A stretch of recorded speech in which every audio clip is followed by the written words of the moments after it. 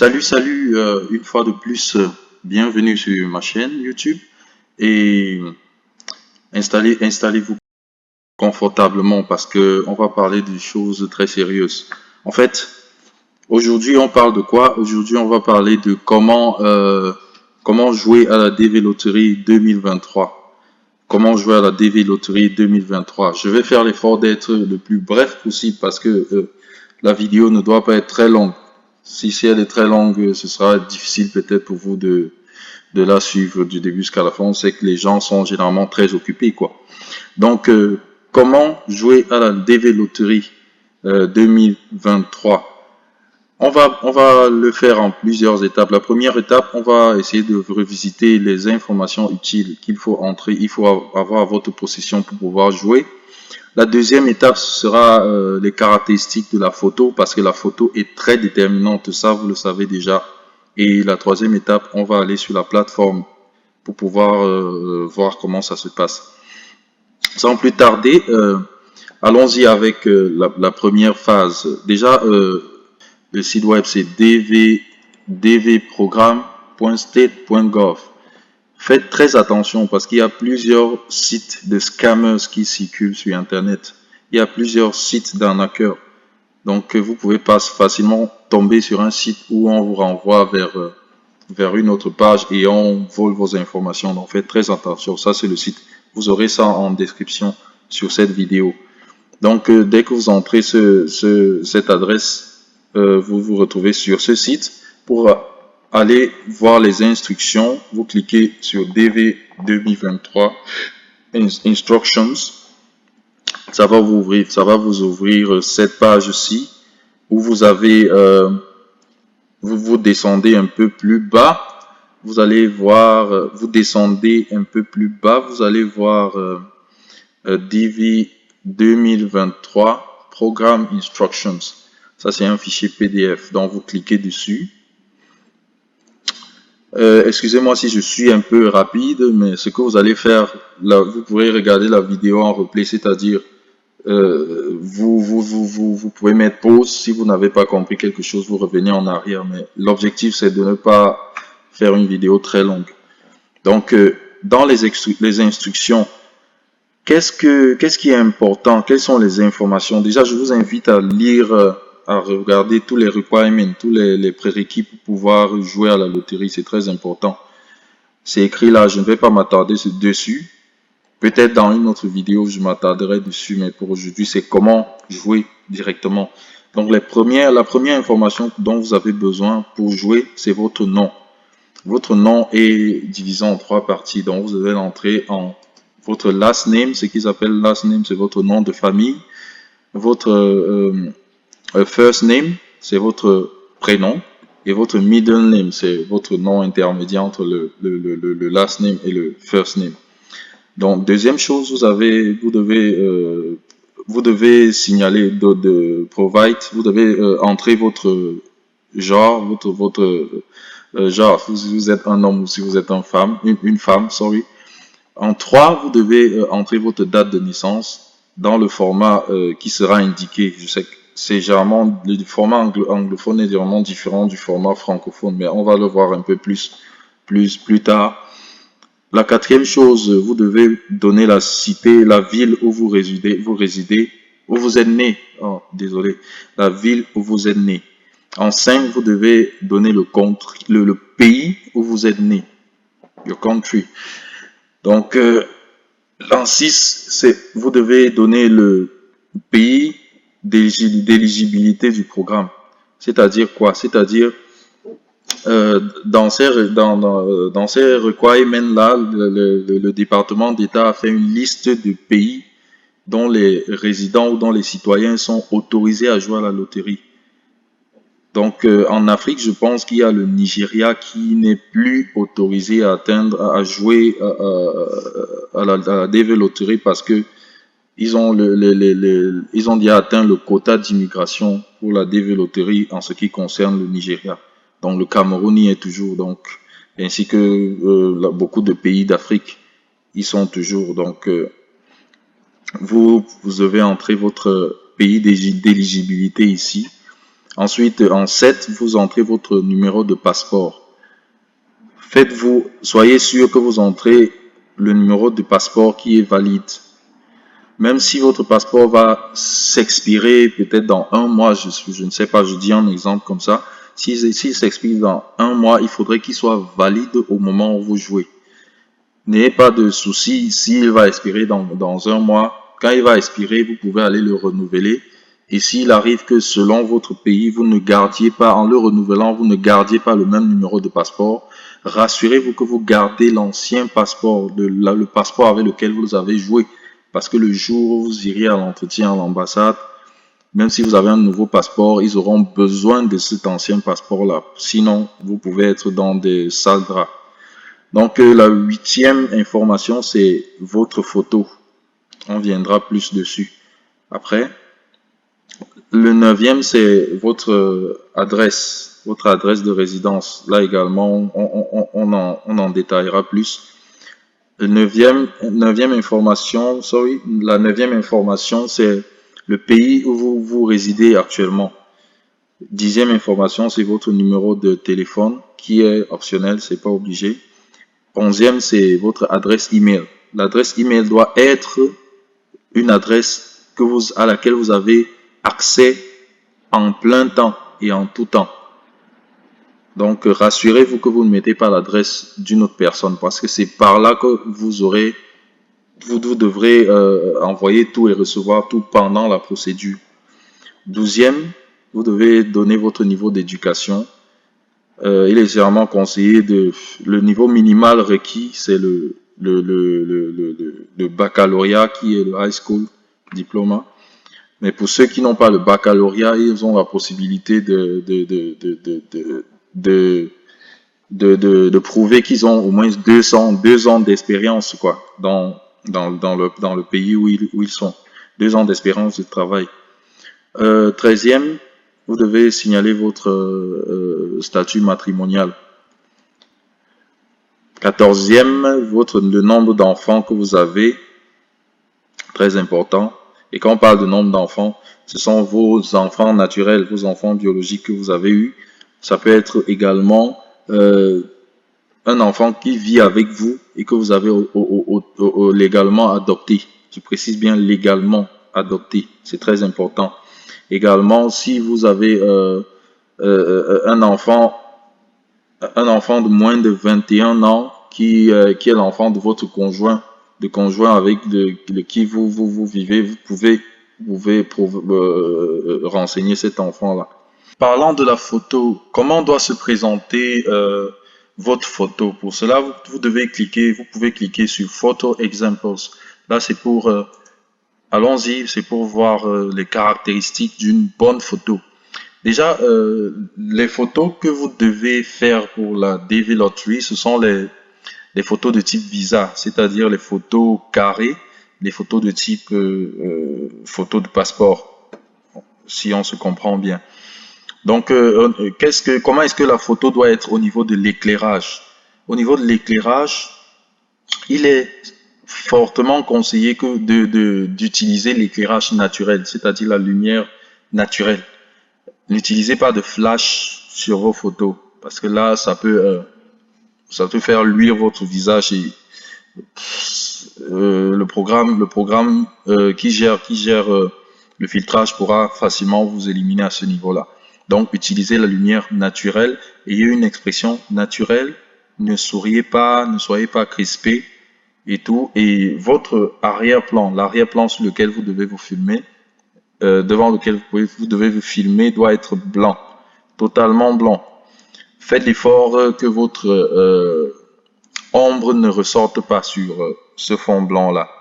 Et faites l'effort également d'avoir un vêtement qui ait une couleur différente, peut-être différente du fond, donc différente du blanc. Et surtout au niveau de l'habillement, faites l'effort de ne pas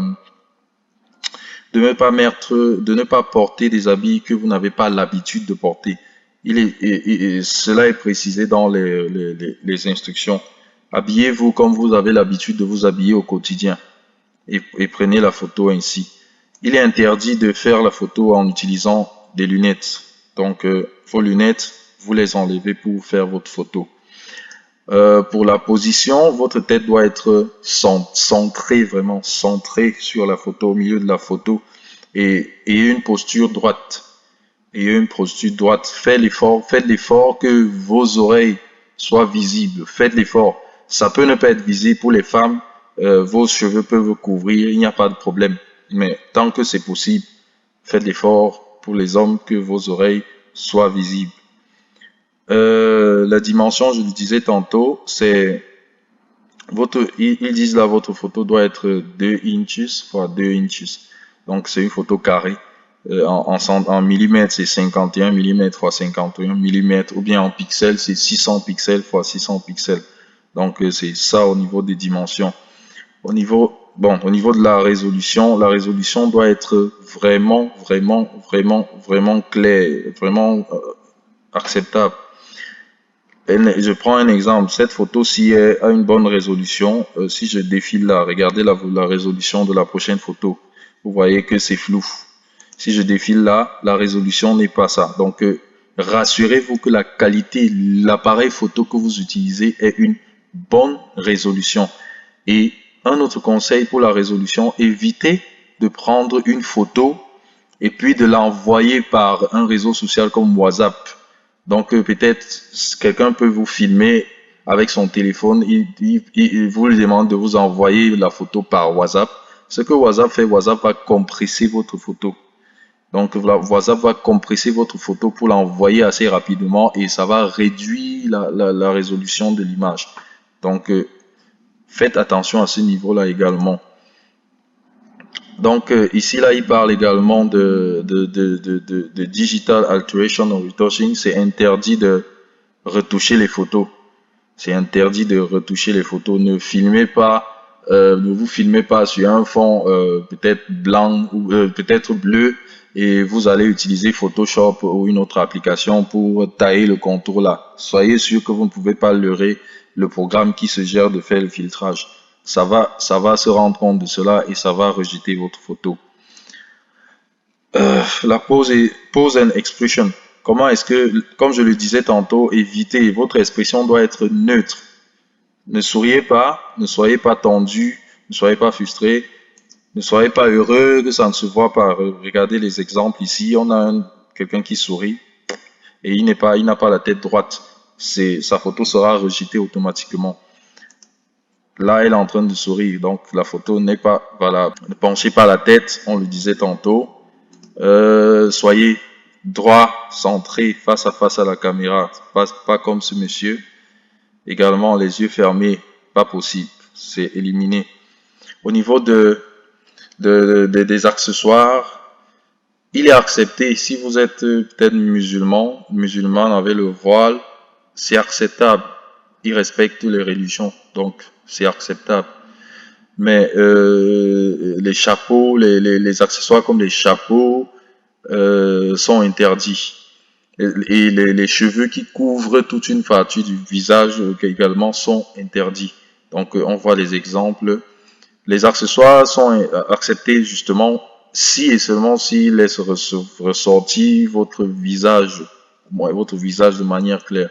Donc vous voyez cette même dame ici, son visage est visible, mais là on voit que le voile couvre un peu plus de la région du visage, donc ce n'est pas acceptable.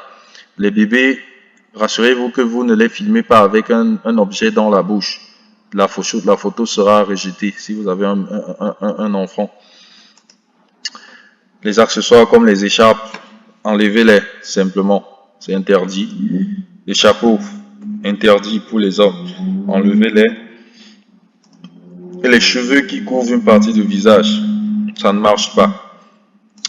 Au niveau du background, je l'ai dit tantôt, le background doit être neutre, doit être blanc, doit être un blanc tout uniforme. On ne veut pas ce genre d'arrière-plan. Vous voyez, c'est blanc pour lui, mais on voit les traces des briques. Dans ce cas, vous serez éliminé. Ça doit être blanc. Ici, ce n'est pas blanc, c'est bleu. Là, elle est devant une fenêtre, donc c'est carrément pas ça. Ici, le fond est blanc, c'est acceptable. Là, on a un parent qui s'est filmé avec son enfant, mais l'arrière-plan, ce n'est pas du blanc, c'est elle-même. Donc, ce n'est pas acceptable. Rassurez-vous que vous respectez cela. Pour ceux qui ont les enfants, des gens qui ont les enfants posent vraiment des questions. Est-ce qu'on va mettre un enfant, un nouveau-né peut-être sur le mur, sur le mur debout pour le filmer? Non, c'est conseillé de coucher l'enfant sur un drap blanc, un truc blanc totalement, et de prendre la photo. Rassurez-vous que l'enfant soit centré face à la caméra et tout. Rassurez-vous, c'est le plus important. Donc, les photos inacceptables pour les enfants, c'est ça. On voit une partie des cheveux qui couvre carrément la figure. Donc, l'ombre des cheveux est reflétée sur le visage. Donc, voilà un exemple de mauvaise photo. Voilà un autre exemple de bonne photo pour enfants. Et je vous conseille vraiment de faire un tour sur cette plateforme et regarder avant de comparer vos photos à ces photos-ci. C'est très important. Donc, c'est ça concernant vos photos. Maintenant, quand vous faites la photo, un utilitaire sur ce site toujours qui vous permet de vous rassurer, de comparer la photo que vous avez faite par rapport aux prérequis de l'application. De l'application. Donc, pour faire cela, vous devez cliquer sur Photo Tools. Vous voyez, quand vous arrivez sur cette page, vous venez juste à droite là, Photo Tools. Ça vous ouvre cet utilitaire. Voilà, c'est ici là, vous devez joindre votre photo. Donc, il suffit de copier votre photo sur la machine sur laquelle vous êtes. Vous cliquez sur Choose Photo. Là, vous allez sélectionner votre photo et vous l'entrez. Et ça va vous dire si la photo est normale ou pas. Je ne sais pas si j'ai un exemple de photo ici. Voilà, j'ai un exemple de photo là. Donc, cette photo est déjà ready. Parce qu'ils disent les dimensions sont de 600 x 600. Donc, je peux utiliser cette photo pour jouer déjà. Donc, si vous soumettez une photo qui est au-delà des dimensions, ce que l'application va faire, va redimensionner. Si la photo respecte les caractéristiques au niveau de la résolution, parce que ça compare tout ça en même temps. Ça compare la résolution, ça compare l'arrière-plan, ça compare l'expression du visage et tout. Donc, le logiciel va vous le dire. Dans ce cas, quand ça valide, vous téléchargez la photo. Ça va vous proposer de télécharger la photo qui est validée et vous la téléchargez. C'est elle que vous utilisez pour aller jouer. Ok, passons au jeu proprement dit. Comment jouer à la loterie DV Lottery 2023?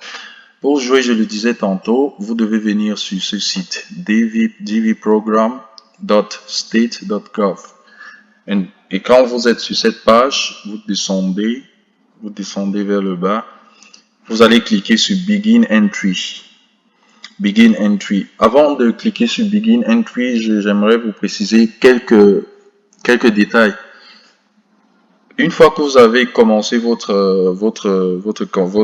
cliquez sur Begin Entry, c'est-à-dire vous avez commencé votre procédure, rassurez-vous que vous avez toutes les informations en votre possession parce que il est important de ne pas durer. Je pense qu'il y a un temps limite après lequel vous serez déconnecté. Donc, il y a certaines personnes qui disent souvent, je joue, j'ai entré les informations, mais quand je clique, ça tourne, ça ne me dit rien, ou ça me dit échouer, ou ça me dit ça ne réagit pas et tout. C'est compliqué. C'est parce que je pense que vous devez remplir tout cela en 5 minutes. Si j'ai bonne mémoire, le temps limite, c'est 5 minutes. Ça peut être moins, ça peut être plus. Donc rassurez-vous que vous ne traînez pas vraiment quand vous avez cliqué sur Begin Entry. Parce que si vous traînez, vous ne pourrez pas remplir et valider. Donc, ayez toutes vos informations prêtes, les informations qu'on a données plus haut, et venez sur cette page-ci et cliquez Begin Entry. Donc, allons-y, cliquons Begin Entry. Donc, quand vous cliquez sur Begin Entry, il y a une première phase d'authentification, d'autant pour moi. Vous devez entrer un code. Ça, c'est pour se rassurer que ce n'est pas un programme malveillant qui essaye d'accéder au site, quoi. C'est un niveau de sécurité. Donc, j'entre le code 9YWAA8M6. OK. Dès que vous entrez le code, vous cliquez sur Submit. Ce qu'on fait là, ça nous a ouvert l'interface. Là, vous voyez, Part 1, c'est Entrant Informations. Au cas où vous allez joindre d'autres personnes, ça va ajouter les autres parts. Donc, si vous jouez avec votre femme, par exemple, ça va ajouter partout pour les informations de votre femme. Donc, comme on l'a dit, allons-y assez rapidement. Et un autre conseil, c'est que rassurez-vous. Bon, ce n'est pas un requirement, mais moi, je préfère que vous entriez tout en majuscule. Vous entrez tout en majuscule. Ce n'est pas obligé de le faire, mais quand vous entrez en majuscule, pour moi, ça vous permet de vous rassurer vraiment que vous n'avez pas fait d'erreur sur votre nom ou sur vos informations. C'est très important. Parce que des fois, quand vous écrivez en minuscule, ça peut vous passer. Une erreur peut vous échapper. Bon, ça, c'est un réflexe pour moi. Je ne sais pas si c'est pareil pour vous, mais je vous le conseille hautement. Donc, on va essayer avec des informations arbitraires. Donc, last name qui veut dire nom de famille. Je peux entrer Mbarga. Mbarga qui est nom de famille. First name, je peux entrer Jonathan, par exemple. Middle name, si vous avez un middle name, vous pouvez le cocher. Si vous n'avez pas de middle name, vous cochez, rassurez-vous, vous cochez no middle name. Ne laissez pas vide. Très important. Si vous n'avez pas de first name, si vous n'avez pas de prénom, cochez no first name. Ne laissez jamais une case vide. Si elle n'est pas précisée si ce n'est pas précisé optional, si c'est pas précisé facultatif, ne le laissez jamais vide. Au niveau du genre, Mbarga Jonathan, c'est un homme, je coche male. Birth date, je dois mettre, comme je le disais tantôt, le mois, ça commence par le mois. Donc, on entre selon le format MM. Ils ont dit là, ce sont les chiffres. Donc, il est né au deuxième mois, c'est-à-dire février, j'entre 2-0-2. Le jour, il est né le 15 février. L'année, il est né en 1987. C'est une date aléatoire. City where you were born. Ça, c'est la ville où Mbarga Jonathan est né. Bon, je mets Berthois. Je vais Berthois. Donc, s'il ne connaît pas la cité, il peut cliquer Birth City Unknown. Je pense pas que nous tous on sait où on est, où on est né, quoi. Donc, country where you were born. Country, c'est le pays où vous êtes né. Dans ce cas, Berthois est dans quel pays? Berthois est au Cameroun. Donc, je sélectionne Cameroun. Country of eligibility for the DV program. Comme je le disais tantôt, votre pays d'origine doit être éligible. Si vous êtes par exemple du Nigeria, ça ne sert à rien de venir jouer à la loterie. Donc, vous devez être d'un pays éligible. Dans ce cas, c'est le Cameroun. Donc, il pose comme question ici, are you claiming eligibility based on the country where you were born? Yes, of course. On dit oui, et dans ce cas, on n'a plus besoin d'entrer parce qu'ils vont directement reconduire l'information plus haut. Si l'information est différente, vous devez cliquer no et vous devez sélectionner un autre pays. Donc, c'est ça. Donc, dans ce cas, on garde oui et on continue. Passeport. Information de passeport. Donc, ici, là, c'est le nom. Il doit être pareil à votre nom plus haut. Rassurez-vous qu'il n'y a aucune différence. Donc, last name, c'est toujours Mbarga. First name, Jonathan. No middle name. Passport number. J'invente un nom, un numéro de passeport. Ça, c'est juste dans le cadre du jeu. Expiration, passport expiration date. Votre date d'expiration doit être, votre passeport doit être valide pendant que vous jouez. Donc nous sommes en 2021. Je mettrai le 5e mois, le 17, peut-être disons 2022. Country of issuance. Donc le pays qui a délivré le passeport, c'est le Cameroun. Cameroun. Oops, sorry. Okay. Cameroun. Ok. A B, it is passport exemption. Ça veut dire quoi? Ça veut dire certaines personnes sont dans des pays où peut-être à cause de la guerre ou peut-être ils n'ont pas de nationalité, peut-être et tout. Ils n'ont pas la possibilité de se procurer un passeport. Donc, si vous êtes dans cette situation-là, vraiment, ne cliquez pas ici si vous n'êtes pas dans une situation pareille, parce qu'ils ont toutes les informations pour savoir. Donc, si vous êtes dans cette situation-là, vous pouvez cliquer je ne suis pas requis de soumettre le passeport parce que. Cliquez le choix qui vous correspond, quoi. Si et seulement si c'est vrai. Pour entrer la photo, vous devez juste cliquer ici. Ne regardez pas ce que j'ai fait là. J'ai juste mis une photo aléatoire. Donc vous cliquez sur New, Choose New Photo et vous choisissez sur votre machine la photo et vous cliquez OK, Ouvrir. Donc là, on passe à Mailing Address. Mailing Address, in care of, le petit A c'est in care of. In care of c'est comme sous couvert. Si ce n'est pas obligé, c'est optionnel, vraiment, c'est optionnel. Vous n'êtes pas obligé de provide. Donc, mais si vous avez peut-être déjà une adresse qui va vous accueillir ici aux États-Unis, vous pouvez l'entrer. Mais ce n'est pas obligé et c'est conseillé, je conseille de laisser vide parce que faut pas s'en tirer des ennuis pour rien. Donc, address line. Là, on peut mettre seulement le quartier. On a dit peut-être Rivière-Berthois. Disons qu'il est au rond-point. Je ne sais pas si ça existe vraiment à Berthois. Rond-point marché. Bon, je mets ça comme ça. Donc, on met son quartier. C'est largement suffisant. Adresse line 2. On laisse vide. C'est optionnel. City, qui est la ville, on reconduit Berthois. District, county, province, state, Berthois est dans la province de l'Est.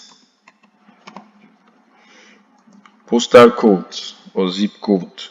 Ici, je vous conseille on sait qu'au pays, les zip codes, c'est plus aux États-Unis. On sait qu'au pays, on n'a pas vraiment les numéros, les numéros postaux, quoi. Donc, c'est mieux, c'est bon de cliquer No Postal Code. Country, naturellement, c'est Cameroun. Country where you live today.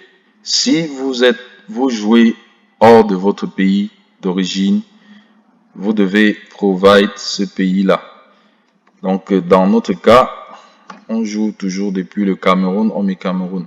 Et rassurez-vous, si vous êtes juste de passage, peut-être si vous êtes en Allemagne, peut-être pour 2 semaines, et vous allez rentrer au Cameroun après, ce n'est pas important de mettre Allemagne, mettez toujours votre Cameroun. Phone number, c'est optional, donc vous n'avez pas besoin de mettre votre phone number obligatoirement. Email address, c'est obligé. Mettez comme je disais, l'adresse email que vous devez mettre, c'est l'adresse email qui vous appartient et auquel vous avez accès en tout temps. Rassurez-vous. Donc, je vais reconduire l'adresse email d'exemple qu'ils ont mis ici, johndoe@example.com. Confirm your email address. Ça, c'est pour se rassurer que vous n'avez pas fait d'erreur sur votre adresse email. Donc, vous le ressaisissez simplement. John Doe. Ok. Maintenant, quel est votre niveau scolaire le plus élevé au jour d'aujourd'hui? Donc, il est conseillé d'avoir au minimum le baccalauréat qui est équivalent au high school degree dans le système américain. Mais vous pouvez, si vous avez eu plus du baccalauréat, mettre baccalauréat, ça dépend de vous, ou mettre votre diplôme. Si vous avez par exemple le master, vous pouvez mettre le master. Si vous avez eu le master, ça vous qualifie, ce n'est pas un problème. Sauf que ça ne vous donne pas l'assurance qu'arrivé ici, là, vous allez utiliser votre master pour travailler. Parce que pour le faire, il faudra vous intégrer. Donc, intégrer que votre master soit reconnu ici. Et ce n'est pas directement reconnu. Ce que vous devez faire, généralement, vous devez passer par des équivalences. Donc, c'est ça. Ici, là, vous mettez votre plus haut niveau d'études. Et pour ceux qui n'ont pas de high school, ah, ça, j'allais oublier, je reviens dessus. Pour ceux qui n'ont pas de high school, vous cochez, par exemple, high school. Si vous avez fait le collège et vous n'avez pas eu de baccalauréat, vous cochez high school, no degree. Mais vous serez requis plus tard de prouver que vous avez 2 ans au moins d'expérience professionnelle dans un domaine qui est accepté aux États-Unis. Donc, c'est ce qu'ils disent ici. Donc, vous devez visiter ce lien-ci, honnetonline.org. C'est un site où ils ont mis tous les types d'emplois qui sont acceptés ici, acceptés ici aux États-Unis. Et vous devez, votre domaine d'expérience doit être sur ce site-là. Sinon, ce sera compliqué, vraiment. Ce sera compliqué. Et vous devez être capable de prouver ces 2 ans d'expérience-là. Il ne vous suffira pas d'aller dire avec votre bouche que vous avez 2 ans d'expérience dans votre domaine. Donc, je remets high school degree. Votre statut matrimonial. Si vous n'êtes pas marié, vous êtes célibataire, vous cliquez on married. Si vous êtes marié et votre conjoint n'est pas un citoyen américain ou bien un détenteur de green card ou un résident permanent, vous cochez ici. Si vous êtes marié et votre époux est un Américain, citoyen américain ou un résident permanent, vous cochez ici. Si vous êtes divorcé légalement, je précise bien légalement, vous cochez ici. Si vous êtes veuf, vous cochez. Si vous êtes séparé légalement, vous cochez. Donc, dans le cas où vous êtes séparé légalement, vous pouvez cocher là pour entrer les informations de votre époux. Donc, c'est ça. Dans ce cas, je vais faire John Barca, Jonathan est célibataire. Et dernière case, il n'a pas d'enfant, donc je mets 0. Mais au cas où il a un enfant, si je mets 1, ça va me générer une autre page. Comme j'ai vu part 1 on a vu part 1 un peu plus haut pour l'applicant principal, ça va créer une autre page pour Jonathan. Donc c'est ça, 0, vous cliquez sur continue. Sur ce, c'est la fin de la vidéo. Je vous remercie d'avoir prêté votre oreille et je vous invite à vous abonner massivement à ma chaîne YouTube et à partager cette vidéo parce que j'ai plein d'autres vidéos qui viendront ensuite et qui sont dans le cadre toujours de l'immigration vers les États-Unis et même vers le Canada. Donc, abonnez-vous massivement et laissez vos commentaires si vous avez des remarques et des suggestions à faire.